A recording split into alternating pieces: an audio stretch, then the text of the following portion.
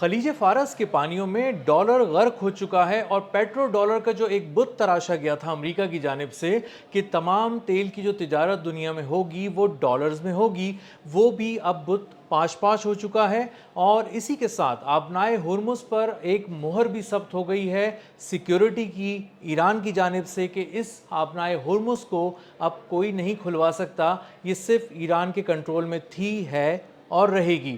ہوا یہ ہے کہ جو آبنائے ہرمز بند ہونے کی وجہ سے جو ایک طرح سے خام تیل کی تجارت رک گئی تھی، ساری سپلائیز رک گئی تھیں، کمرشل ویسلز اس کو پار نہیں کر پا رہے تھے، اور یہ کہا گیا تھا ایران کی جانب سے کہ کوئی بھی قریب آیا تو اس کو اڑا دیا جائے گا۔ تو اب ایک مشروط طور پہ اجازت دے دی گئی ہے ایران کی جانب سے آبنائے ہرمز کو کراس کرنے کے لیے، اور وہ شرط یہ ہے کہ جو بھی چائنیز کرنسی یوان میں پیمنٹ کرے گا، ایک ٹرانزٹ فی، وہ ہی وہاں سے گزر سکے گا۔ تو آج ایک پہلا جہاز آفیشلی ٹرانزٹ فی پے کر کے 20 لاکھ ڈالر کی جو چائنیز یوان کے متبادل انہوں نے پے کی ہے، اتنی ہی مالیت کی، وہ جہاز پے کر کے کمرشل ویسل وہاں سے انرجی سپلائیز لے کے کراس کر گیا آبنائے ہرمز۔ اور وہ جو جہاز جو آبنائے ہرمز آج کراس کر کے گیا ہے، انٹرسٹنگلی وہ بھارت کا ہے، بھارت اس کو اون کرتا ہے، اور وہ ایک جو سپلائیز تھی انرجی کی وہ لے کر گیا ہے بھارت کی طرف۔ تو یعنی نریندر مودی جو کل تک ایران کے خلاف سازشیں کر رہے تھے اور یہ سمجھ رہا تھا مودی کہ وہ اسرائیل کے ساتھ مل کر ایک ناقابل تلافی قسم کا نقصان پہنچائے گا ایران کو، اس کی پیٹھ میں خنجر گھونپتا رہا، آج اس کو ایک ایسا وقت اس پر آ گیا ہے کہ اس کے ملک میں ایل پی جی کی بہت زیادہ شارٹیج ہو چکی ہے، آئل کی بہت زیادہ شارٹیج ہو چکی ہے، طویل قطاریں لگی ہوئی ہیں وہاں پر، سلنڈرز ہی سلنڈرز رکھے ہیں لوگوں نے اپنی کیو میں لگانے کے لیے، اور وہ گھر چلے گئے ہیں، انہیں اندازہ ہے کہ پورا دن گزار کر بھی ان کی باری نہیں آئے گی، لیکن وہ 2-4 کلو جو گیس خریدنا چاہتے ہیں اس کے لیے وہ اپنا سلنڈر صبح سے ہی رکھ کے چلے جاتے ہیں، اور اگلی صبح ان کی باری آ رہی ہے، اتنی طویل جو ہیں اس کے وہ پائل اپ ہوئے ہوئے ہیں، ساری جو سلنڈرز ہیں وہ پائل اپ ہوئے ہیں۔ اب جو لوگ ہیں وہاں پہ وہ بہت تکلیف میں تھے، اور چونکہ بہت زیادہ بھارت پر پریشر بڑھتا جا رہا تھا بھارت کی حکومت پر، تو اب مودی کو بھی اندازہ یہ ہو گیا کہ صرف ٹرمپ کی گود میں بیٹھ کر یہ سارا گیم نہیں کھیلا جا سکتا، اور نتن یاہو کی مالا جپتے ہوئے ہی یہ سارا کھیل نہیں کھیلا جا سکتا، اب اس کو ایران سے بات کرنی پڑے گی، اس کو اپنا جو ایک دوغلا معیار ہے، دوغلا پن ہے، اس کو ختم کرنا پڑے گا، دوہرا معیار ختم کرنا پڑے گا، اور اب ایران سے دوبارہ آ کے بات کرنی پڑے گی کہ پلیز آپ ہمیں آبنائے ہرمز سے گزرنے دیں تاکہ ہماری انرجی سپلائیز بلا تعطل بھارت پہنچ سکیں، اور وہاں جو ایک انرجی کا بہت شدید کرائسس آیا ہوا ہے وہ کم ہو سکے۔ تو آج بھارت نے 20 لاکھ ڈالر کے مساوی چائنیز یوان پے کر کے اس جہاز کو آبنائے ہرمز سے کراس کروا لیا ہے، اور صرف ایک یہی جہاز نہیں ہے، اور بھی بہت سے جہاز جو وہاں پر کہیں کھڑے ہوئے تھے ان کے انجنز آف کر دیے گئے تھے، اور وہ قریب نہیں آ سکتے تھے آبنائے ہرمز کے، کیونکہ ایرانی پاسداران انقلاب نے ایک بہت ہی دو ٹوک الفاظ میں ان کو وارننگ دی تھی کہ اگر کوئی قریب آیا کوئی کمرشل ویسل اور اس نے گزرنے کی کوشش کی تو اسے تباہ کر دیا جائے گا، اور کچھ کمرشل ویسلز کو نشانہ بھی بنایا گیا ایران کی جانب سے سبق سکھانے کے لیے۔ اسی کے ساتھ ساتھ جب کچھ کمرشل ویسلز کا تھا یہ بات کہ کسی طرح وہ آگے آئیں گے اور نقصان زیادہ ہوگا اور سویلینز کا نقصان اتنا نہیں ہونا چاہیے، ٹریڈ کا نقصان اتنا نہیں ہونا چاہیے، تو ایرانی پاسداران انقلاب نے ایک ٹیکنالوجی کا بھی استعمال کیا، اور انہوں نے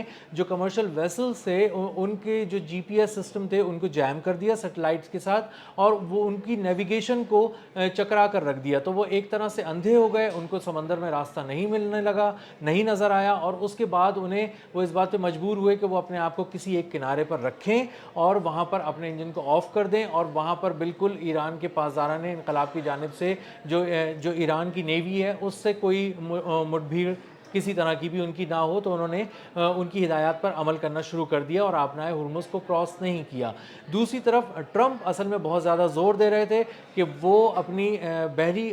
فوج کو بھیجیں گے آبنائے ہرمز کے پاس، وہ پہلے خلیج فارس کو پار کرے گی اور اس کے بعد آبنائے ہرمز کے پاس پہنچے گی، اور وہاں پہ جو پھنسے ہوئے کمرشل ویسلز ہیں ان کو ایسکارٹ کرے گی، اپنی حفاظتی حصار میں لے گی اور آبنائے ہرمز پار کرائے گی۔ اور بہت ساری جو کمرشل ویسلز کے جو اونرز تھے ان کو بھی اس بات کا انتظار تھا، کچھ جن ملکوں کے کارگوز اس پہ تھے ان کو بھی اس بات کا انتظار تھا کہ کسی طرح امریکہ آگے آئے گا اور وہ ان کو اپنی حفاظت میں لے کر آبنائے ہرمز پار کرا دے گا، لیکن ہوا یہ کہ بہت زیادہ मौसर निगरानी और बहुत ज़बरदस्त हिकमत अमली जो ईरान की जानिब से अपनाई गई, उसने न सिर्फ आबनाए हुर्मुज़ को अभी तक अपने कंट्रोल में रखा हुआ है, बल्कि खलीज फ़ारस के पानियों को भी अमरीकी नेवी से बचा के रखा हुआ है। जो अमेरिका के बड़े बहरी बेड़े थे और जो बहुत सारे वॉरशिप्स थे जिनका अंदाज़ा था कि वो खलीज फ़ारस में ट्रंप के हुक्म पर आगे आएंगे और वो वहाँ कर कोई अगर लड़ाई लड़नी पड़ी तो लड़ेंगे, वो वहाँ पर नहीं आए। और उनकी बहरिया ने ये बात तय की कि किसी भी तरह अगर हम करीब आते हैं, खलीज फ़ारस के अंदर आते हैं या अपनाए हुर्मुज़ के करीब जाने की कोशिश करते हैं, तो हमें तबाह व बर्बाद कर दिया जाएगा। क्योंकि ईरान कोई एक आध स्ट्रैटेजी लेके नहीं बैठा, ईरान एक बहुत ही ज़बरदस्त स्ट्रैटेजी लेके बैठा है, जिसमें वो एक तरफ से सेटेलाइट के ज़रिए सिग्नल्स को जैम कर रहा है, GPS को जैम कर रहा है, मुख्तलिफ़ किस्म की नेविगेशंस को फेल कर रहा है, और उसके बाद समंदर की तह से हमला कर रहा है, उसके सामने से हमला कर रहा है और फ़िज़ा से हमला कर रहा है। तो उसके जो बहुत सारे बैलिस्टिक मिसाइल थे, हाइपरसोनिक मिसाइल थे, टॉर्पीडोज़ थे, जो उसने कुछ ख़ास किस्म की सबमरीन्स में फ़िट करके उसके करीब रखे हुए थे, उनको अंदाज़ा ये हुआ कि हम बहुत बुरी तरह पिटेंगे और ईरान हमें बहुत ही मौत के जाल में फंसा के मारेगा। इस बात का एतराफ़ क्रिस राइट ने भी किया, जो उनके वज़ीर तवानाई हैं अमेरिका के। जब उनसे पूछा गया कि क्या आपकी फ़ौज वहाँ जाएगी, आबनाए हुर्मुज़ को खुलवाएगी, तो उन्होंने कहा प्रैक्टिकली ये मुमकिन नज़र नहीं आ रहा कि हम अपनी फ़ौज को एक ऐसी जगह पर झोंक दें जिसके बारे में हमें मालूम है कि वहाँ पर एक बाकायदा ट्रैप है, बिछाया गया है, और हम ट्रैप में अगर आए तो हमारे फ़ौजी बेमौत मारे जाएंगे। और यही बात US नेवी ने भी की, यही इंटेलिजेंस एजेंसीज़ ने भी की, और ट्रंप की एडमिनिस्ट्रेशन को ये बात बताई गई कि आप जो चीज़ें सोच रहे हैं, हालात उसके बिल्कुल बरक्स हैं। ऐसा नहीं है कि आप किसी समंदर में बहुत ही अपनी इजारादारी कायम करते हुए जाएंगे, आप नाए हुर्मुज़ तक जाएंगे और वो कोई बहुत ही सेफ़ पैसेज है जिसको आप क्रॉस करते हुए चले जाएंगे और वहाँ जाके आप एस्कॉर्ट करके ले जाएंगे तमाम कमर्शियल वेसल्स को। तो ऐसा आप सोच रहे हैं, लेकिन ये ख्याली पुलाव है, ये खाम ख्याल है, और इसको अगर आप पुख्ता करने की कोशिश करेंगे तो आपको हकीकत जो है वो बहुत ही भयानक नज़र आएगी, अपने फ़ौजियों की मौत की सूरत में और अपने इंतहाई महंगे वॉरफेयर जो इक्विपमेंट है उसकी तबाही की सूरत में। तो आज जब पेट्रो डॉलर का एक तरह से आप कह सकते हैं कि वो तबाह हो गया, वो गर्क हो गया खलीज फ़ारस के पानियों में, चाइनीज़ युआन जो है वो उसका बोलबाला हुआ है, वो उभर कर सामने आया है, और साथ ही साथ रशिया का भी बहुत बड़ा फ़ायदा हुआ है। रूस जो ऑयल एक्सपोर्ट करने वाली कंट्रीज़ में जिसका जो रैंक है वो खासा ऊपर है, उसको अगर आप देखें तो उसको बहुत ही इससे फ़ायदा हुआ है। चाइनीज़ युआन के अंदर जो ट्रेड हो रही है, चाइनीज़ करेंसी के अंदर जो ट्रेड होना शुरू हुई है, इससे रशिया को भी बहुत फ़ायदा है। उसकी वजह यह है कि आबनाए हुर्मुज़ बंद होने की वजह से मुतबादिल के तौर पे अब एक ऑयल सप्लाईज़ अगर किसी के पास दस्तियाब हैं तो वो रशिया है। रशिया ऑयल एक्सपोर्ट कर रहा है और बहुत ही कॉन्फिडेंटली और बड़े पैमाने पे एक्सपोर्ट कर रहा है, और मज़ीद भी उसकी कैपेसिटी है कि वो इसको एक्सपोर्ट को अपनी बढ़ा सके।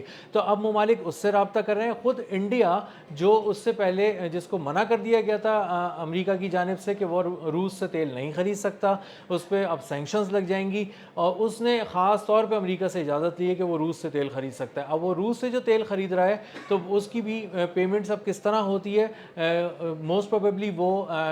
डॉलर में नहीं हो रही है, वो किसी और करेंसी के अंदर हो रही है। दूसरी बात कि इसके जो एक्सपोर्ट्स के नंबर्स हैं रशिया के, वो बहुत ज़्यादा बढ़ रहे हैं, और इसमें जो उनके ऑर्डर्स हैं एक्सपोर्ट्स के वो भी बहुत ज़्यादा इंक्रीज़ होते हुए नज़र आ रहे हैं। तो चाइना को एक तरफ फ़ायदा हो रहा है, उनका युआन जो है वो स्ट्रेंथन होना शुरू हो गया है, इंटरनेशनल ट्रेड के तौर पे एक मुतबादिल करेंसी के तौर पे उभर के सामने आया है, और पेट्रो डॉलर जिसकी हमेशा से एक इजारादारी थी मार्केट में और कभी किसी ने इसको चैलेंज नहीं किया था, ना कोई कर सकता था, क्योंकि उसके मुतबादिल के तौर पे खड़े होने के लिए बहुत दमखम चाहिए था, वो एक ऐसी ऑटोमेटिक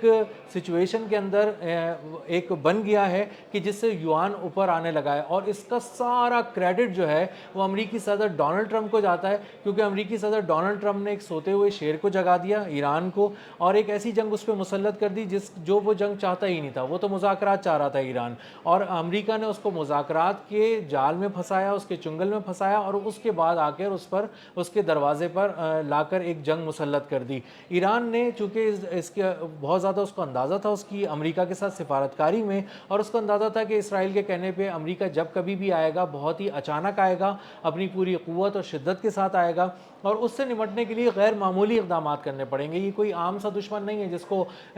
ईरान किसी भी तरह बहुत ही रूटीन में जो है वो ले लेगा और आसानी से اس کو ہرا سکے گا. اسے اندازہ تھا کہ امریکہ کو کے دانت کھٹے کرنے کے لیے اس کو بہت زیادہ تیاری کرنی پڑے گی. پچھلے 20 سال کے دوران ایران نے اس کی بہت تیاری کی, اور خصوصاً پچھلے 1 سال میں جب اسرائیل نے ایران پر حملہ کیا اور ایک طرح سے اس کے سارے سسٹمز کو جیم کر دیا اور اس کو بری طرح اس کو چوٹ پہنچائی, تو اس کو اندازہ یہ ہوا کہ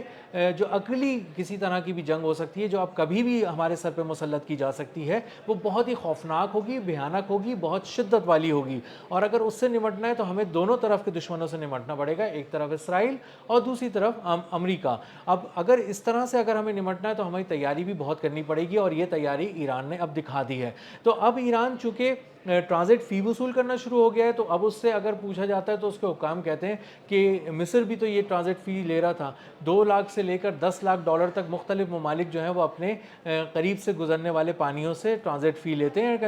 کمرشل ویسلز سے, اور یہ ان کے ریونیو کا ایک بہت بڑا حصہ ہے. ایجپٹ اس میں شامل ہے, امریکہ اس میں شامل ہے, کینیڈا اس میں شامل ہے, اور اسی طرح ترکیہ بھی اس میں شامل ہے, جو ان ممالک میں جو ٹرانزٹ فی لیتے ہیں. اور ایران نے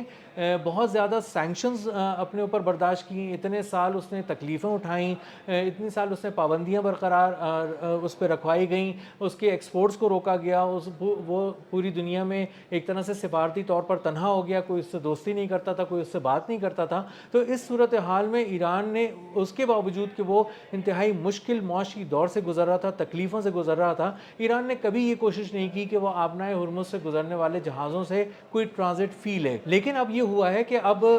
ایران جو ہے وہ ٹرانزٹ فی لے رہا ہے, باقاعدہ اپنے حق کے طور پہ لے رہا ہے, چائنیز یوان میں اس کو ٹریڈ کرا رہا ہے, پیٹرو ڈالر کا اس نے گلا گھونٹ دیا ہے. اور اب اندازہ یہ ہو رہا ہے کہ بہت سے ابھی تو ایک جہاز سامنے آیا ہے ابھی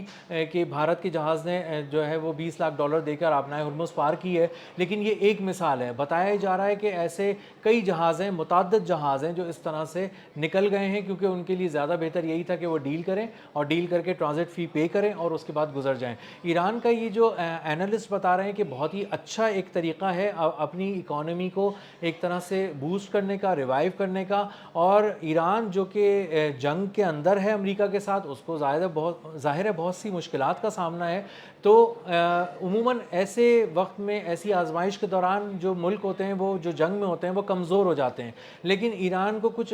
الگ ہی قدرت نے ایک فائدہ دے دیا ہے کہ وہ اس کے لیے ایک اپورچونٹی آ گئی ہے اس آزمائش کے دوران, اور وہ اب چائنیز کرنسی کے ذریعے چائنیز یوان میں پیمنٹ کر کے 20 لاکھ ڈالر لے کے ایک کمرشل ویسل کو کہہ رہا ہے کہ آپ پار کریں. اگر اس طرح کیا جاتا ہے تو اینالسٹ بتا رہے ہیں کہ اس اسٹریٹجی کے ذریعے یہ جو حکمت عملی بہت ہی دانش مندی سے اپنائی گئی ہے ایران کی جانب سے, یہ انہیں 800 ارب ڈالر سالانہ تک دے سکتی ہے. اور اگر وہ صرف آبنائے ہرمز سے پار کر جانے والے کمرشل ویسلز کے ہی ٹرانزٹ فی کو اگر کاؤنٹ کرنا شروع کر دیں تو ان کے پاس اتنے سفیشینٹ ذخائر آ جائیں گے کہ انہیں پھر کسی اور کی ضرورت نہیں پڑے گی. اور دوسری طرف اگر چائنا ان سے آئل لیتا رہا, جس طرح وہ دیتے ہیں اپنا 90% اپنی آئل پروڈکشن کا چائنا کو ایکسپورٹ کرتے ہیں, اگر ایران یہی 2 کام کرتا رہا, ایک طرف چائنا کو آئل سپلائی کرتا رہا اور دوسری طرف آبنائے ہرمز سے ٹرانزٹ فی لینا شروع کر دی اس نے گزرنے والے ہر کمرشل ویسل سے, تو اس کے معاشی مسائل ویسے ہی حل ہو جائیں گے, ترقی کا ایک نیا دور شروع ہوگا اور ایک معاشی انقلاب آ جائے گا ایران کے اندر, جو وہ بہت ہی دہائیوں سے ایکسپیکٹ کر رہے تھے کہ کسی طرح کوشش کر رہے تھے کہ وہ آ جائے اور اس کے لیے تگ و دو کر رہے تھے, وہ بہت ہی آسانی سے ان کو حاصل ہو جائے گا.